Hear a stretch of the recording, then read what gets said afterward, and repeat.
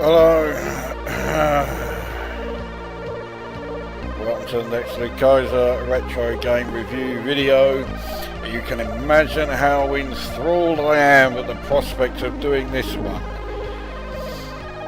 If you can't imagine it, then you obviously haven't seen too many of my videos, because I reviewed Cybernoid 2 videos ago and I wasn't exactly a fan. Here we are with Amiga Cybernoid 2. Now this is a true story.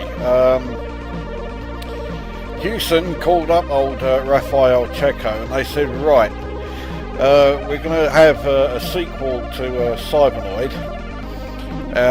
We don't know what to call it, but we'll leave it with you. But it needs to be something that is really going to stand out. We don't want any old fucking cliche bollocks. And Raffaele Cecco said to him, leave it to me, I've got just the title. So here we are with Cybernoid 2 The Revenge. I mean, when it comes to cliched fucking shit, he really made sure he avoided them, didn't he? Fucking hell. Now, unlike the Amiga version of Cybernoid, this version of Cybernoid 2 actually includes the music. Fuck me, there's progress. Now, here's a bit of a poser for all of you who were Amiga fans and Amiga users back in the day. This music, which is clearly a version of the Cybernoid tune, Cybernoid 2 tune. Obviously the original was by your own tell, but this version isn't. I can't for the life of me remember who did it. But this music was ripped from this game and used in a public domain demo. And I can't for the life of me remember the name of the demo or who did it. Something in the back of my mind keeps saying it was Wild Copper, but I'm not sure about that. Every Wild Copper demo I had back in the day, their name was plastered all over it. You couldn't forget. The only thing I can remember about it is that in the scrolling message, which they all fucking had, at one point it said something like 2-bit planes or what, and then it zoomed in on some image and it really zoomed in closely. It was like a block that was 1 pixel, where it was zoomed in this close. This block was about like 20 by 20 pixels. That's how close it was zoomed in, and it was constantly just scrolling all around this image.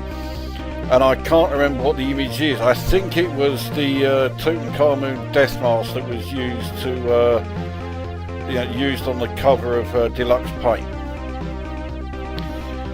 So if any of you know that demo that I'm talking about, then yeah, I am really keen to find out what it's called. I want to try and get hold of it. I was a big fan of the Amiga public domain demo scene and music disc scene. I was actually more of a fan of that than I was of Amiga gaming.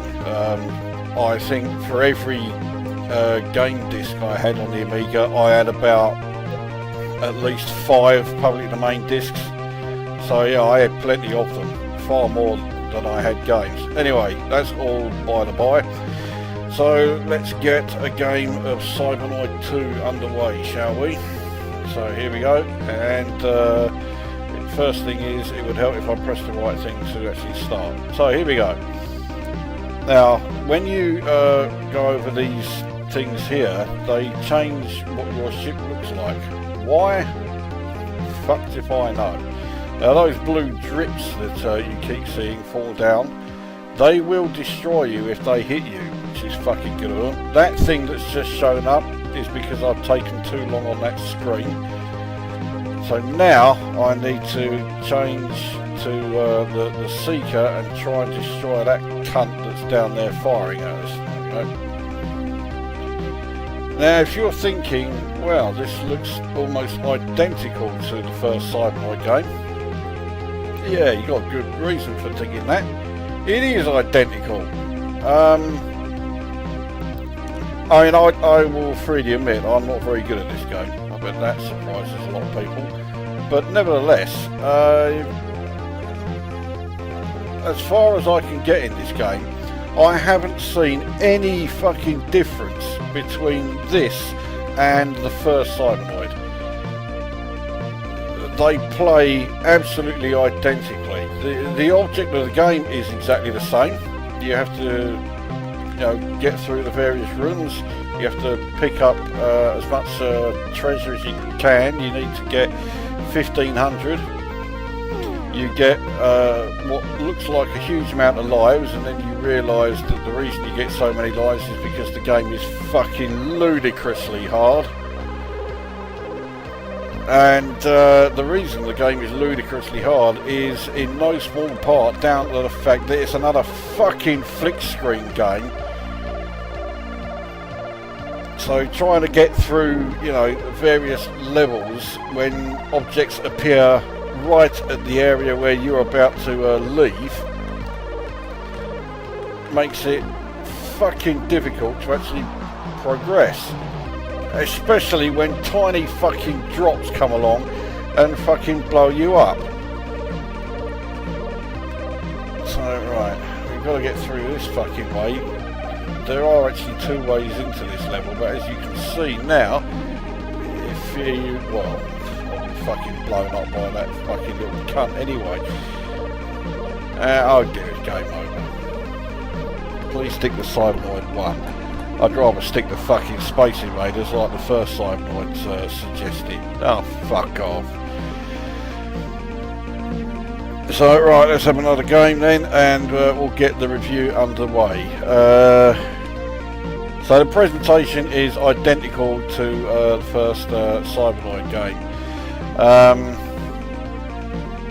which is not very impressive.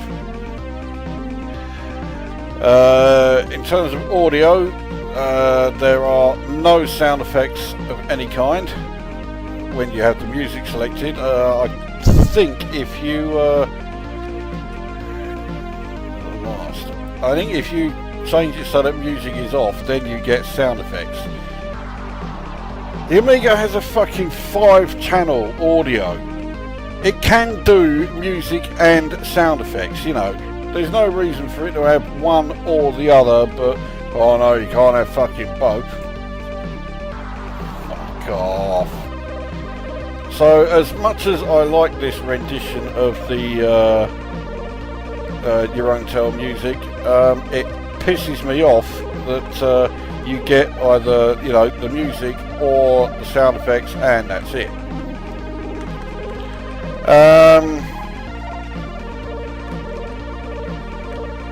And then, right, we get to the gameplay.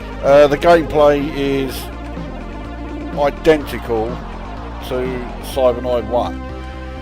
Remember when or if you are a regular watcher of my videos, I did the review of Cannon Fodder 2. And my biggest complaint about that game by far was the fact that it was fucking identical to the first Cannon Fodder game. There were no differences at all. And here we are with Cybernoid 2, which is just the same. The only difference that I can spot is that they've decided that the first Cybernoid game was too enjoyable because it wasn't fucking outrageously difficult. So they've ramped up the difficulty to absolutely, you know, just complete fuck off levels. And yeah, that's the only change. Well, that and the music.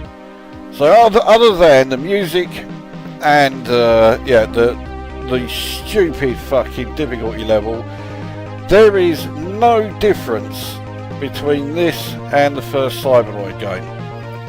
So old Raffaele Cecco there, he's rather taking the piss, and he's just fucking having a laugh at us.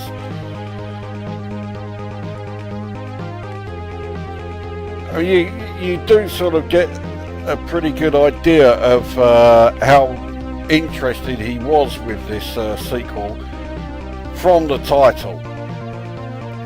So, you know, he thought, right, well, I need a title that will attract, you know, the attention of gamers, make them want to play it. So I'll call it Cybernoid II: The Revenge, because yeah, that will really get everyone interested. For fuck's sake! I mean, that's really the best title you could come up with. Well, no, it isn't. You know, clearly he just didn't give a shit. That's certainly how it looks to me. And you get a ridiculously huge number of lives in this game, but you fucking need them, because say that the difficulty level is off the fucking scale. And it's just fucking ridiculous. So you don't want to play the game because it's just too fucking hard. It is absolutely no fun at all.